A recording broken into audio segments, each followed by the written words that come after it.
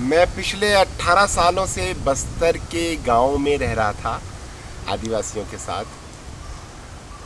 शुरू में हमने कोशिश की थी कि उनके जो अधिकार हैं, उनको जो संविधान की तरफ से मिलना चाहिए वो उनको मिले, उसके लिए उनको संगठित करते थे, उनको जागरूक करते थे।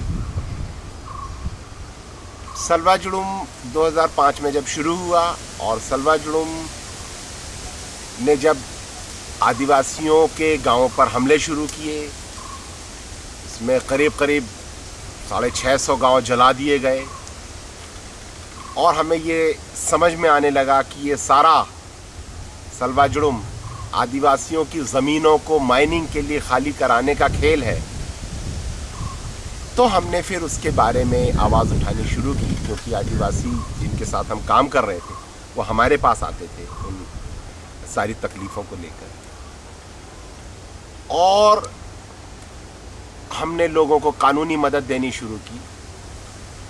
हम ये सब कर पा रहे थे, कानूनी मदद, उनके केसेस को कोर्ट में ले जा पा रहे थे, मीडिया तक उन चीज़ों को ले जा रहे थे और उसका कुछ असर हो रहा था। लेकिन अभी पिछले कुछ समय से हालात बिल्कुल बदल गए।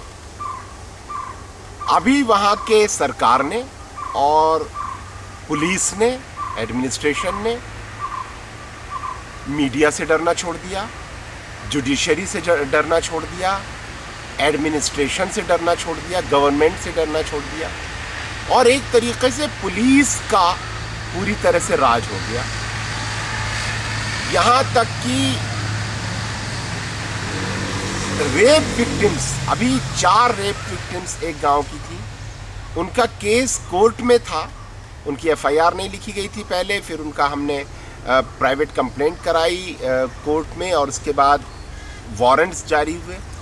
वो एक्यूज्ड जो पुलिस में काम करते हैं वो उनको किडनैप करके ले गए।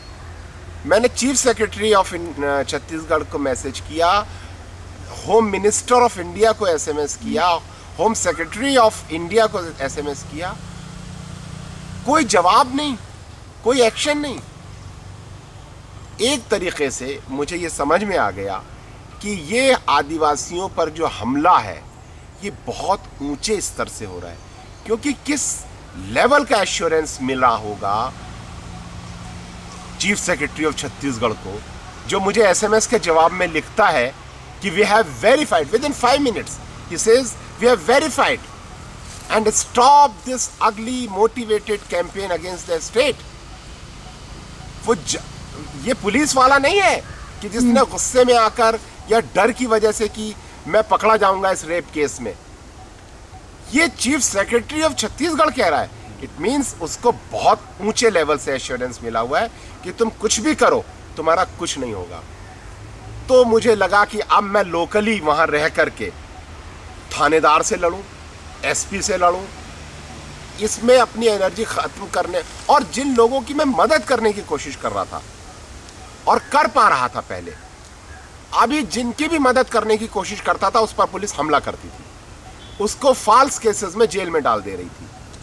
तो मेरा सारा का सारा, सारी की सारी मेरे एफर्ट्स काउंटर प्रोडक्टिव हो रहे थे, लोग और ज़्यादा वल्नरेबल हो रहे थे। इसलिए मैंने सोचा कि ठीक है, अब ये लड़ाई जिस लेवल से लड़ी जा रही है मुझे भी जाकर के उसी लेवल से जवाब देना चाहिए। इसलिए मैंने अपने आप को स्ट्रेटेजिकली रीलोकेट किया है। मैं अंडरग्राउंड नहीं हुआ हूँ, मैंने लड़ाई छोड़ी नहीं है, मैं डरा नहीं हूँ, मैंने सिर्फ अपनी लड़ाई का मैदान अब बदल लिया है और लड़ाई जारी रहेगी। ये आदिवासी के पक्ष में, इस देश के पक्ष में, समाज के पक्ष में, व्यापक पक्ष में, न सिर्फ आदिवासी के बल्कि इस देश के मिडिल क्लास, इस पूरे देश के जनता के पक्ष में हम जो अब करने जा रहे हैं उसको एक व्यापक परिप्रेक्ष्य में करेंगे, ज़्यादा लोगों को जोड़ करके करेंगे। क्योंकि दंतेवाड़ा में वहाँ का एडमिनिस्ट्रेशन और पुलिस किसी को आने नहीं दे रहे थे, गांव के लोगों को बाहर नहीं निकलने दे रहे थे और वहाँ लड़ाई लगभग बहुत मुश्किल कर दी गई। इसलिए मैंने अपने आप को रीलोकेट किया है।